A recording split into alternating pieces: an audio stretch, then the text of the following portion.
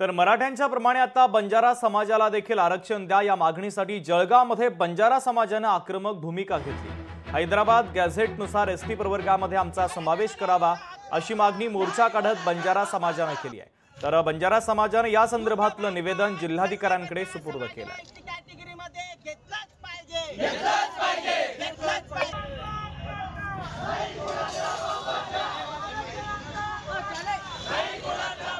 खऱ्या अर्थाने आम्ही भटक्या विमुक्त जमातीमध्ये महाराष्ट्रात आहोत, परंतु संपूर्ण भारतामध्ये वेगवेगळ्या राज्यामध्ये वेगवेगळ्या आम्हाला कॅटेगरीमध्ये टाकलेलं आहे। त्याच्यामध्ये प्रामुख्याने आमची जी पूर्वीपासूनची मागणी आहे शेड्यूल ट्राईब म्हणजे विमुक्त अनुसूचित जमातीमध्ये आम्हाला या ठिकाणी आरक्षण मिळावं ही आमची कायमस्वरूपी मागणी राहिलेली आहे। तेलंगणा, आंध्र, कर्नाटक, उत्तर प्रदेश या बाकी राज्यामध्ये आम्ही एसटी पुरवत आहोत।